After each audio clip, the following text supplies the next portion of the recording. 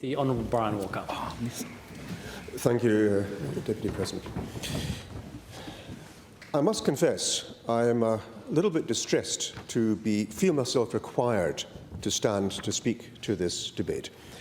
On the one hand, I heard this motion from the Honourable Nick Goran. Now, I have to say, in the short weeks I've been here, I think I've learned to respect and admire him.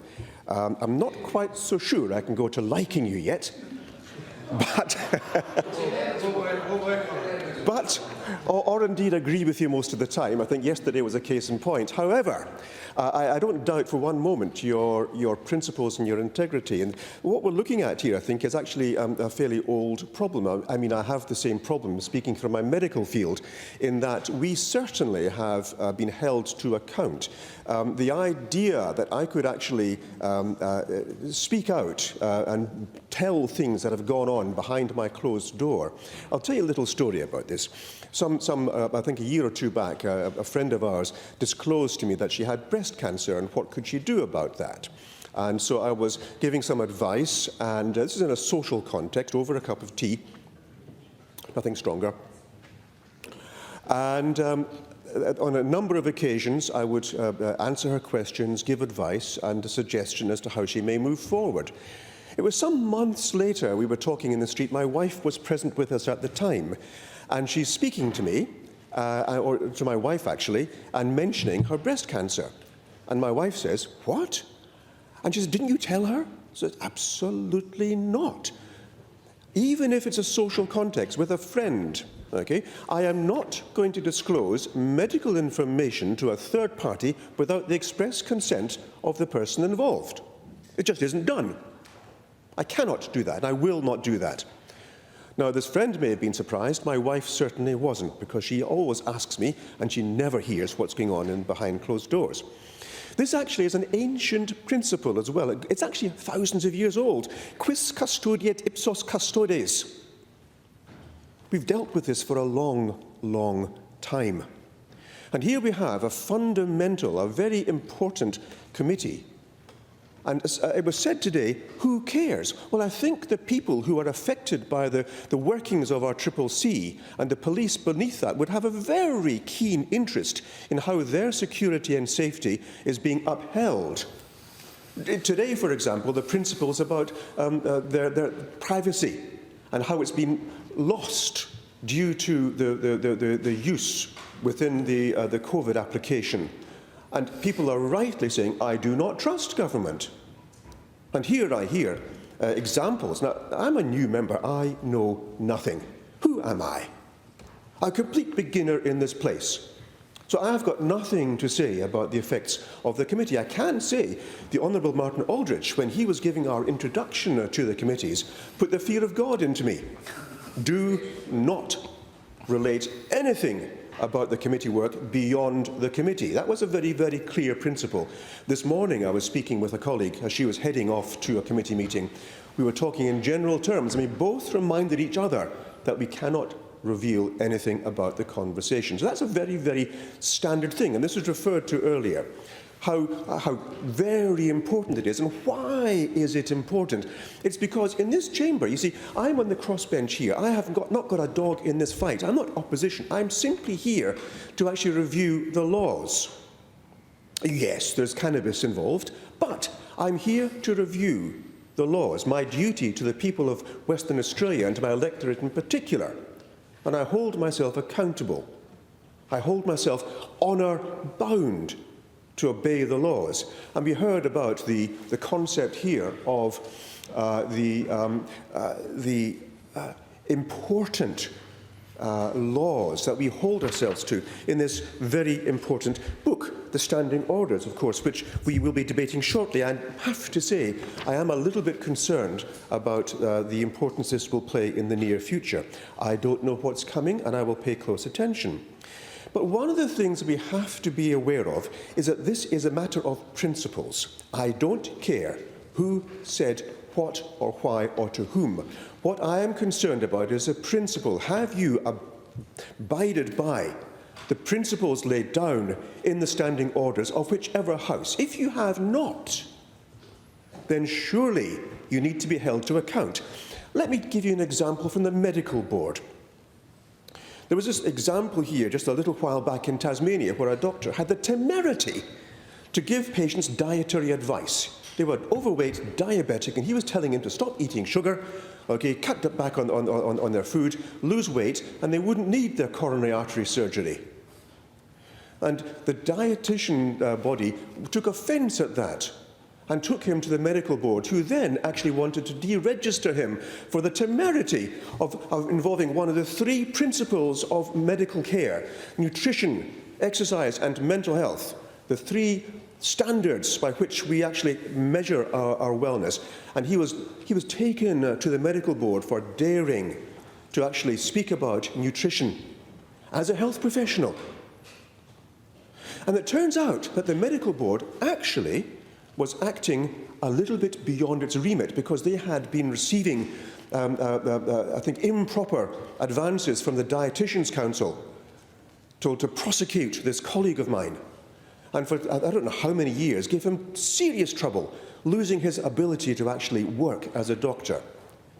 And here we have an example of the body which is supposed to control all doctors in this nation behaving in a manner which is not compatible with the honour and integrity of a guardian of our medical morals. Are we seeing the same thing here? I don't know. But what I do know is that this principle affects every one of us at work in this place every day. It's the underpinning of everything that we hold dear. We are the honourable members. And we hold ourselves to that account, to that standard.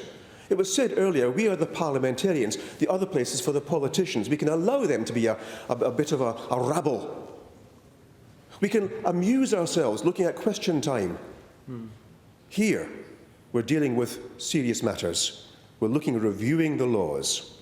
And one important part of that, as I have come to understand, is the work in the committees, where here we have the government and the opposition, and then this little crossbench here, where every time we stand up, we are actually being judged by one side or the other, or indeed by our own side.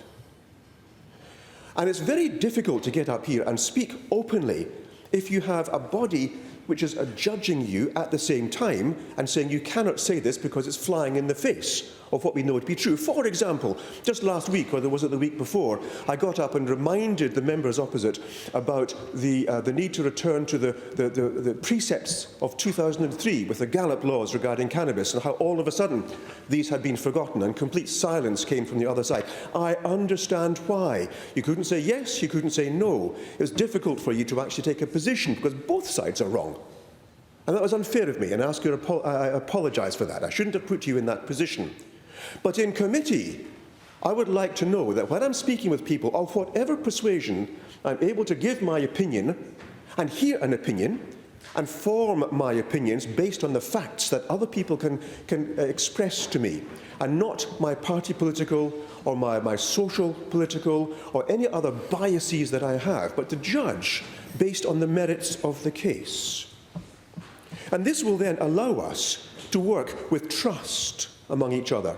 Because outside this chamber, having a cup of coffee, I can like each one of you and have a discussion with each one of you. And I'd like that to be the case in the committee as well, not just in the political arena here. It's simple for us new members. We have a 41st Parliament here.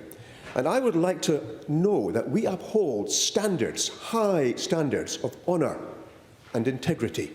And I would like to believe that this is a belief, a desire held by every single one of us here. And I would ask you, I would expect this, I would demand this of myself, and I demand it, I think, of everyone here. Am I asking in vain? I ask. There was evidence here, clear evidence. And I ask, is interpretation of the evidence really needed? I recall, you may remember, I said I lived for a while in the Soviet Union. There is an authoritarian government in place, and I was in a city there, small city of 500,000, and I wasn't allowed to leave the boundaries of that city because I was under the watchful eye of the KGB. And I do recall standing face to face with the man who refused permission to leave that city boundary and shouting to him in several very pointed words.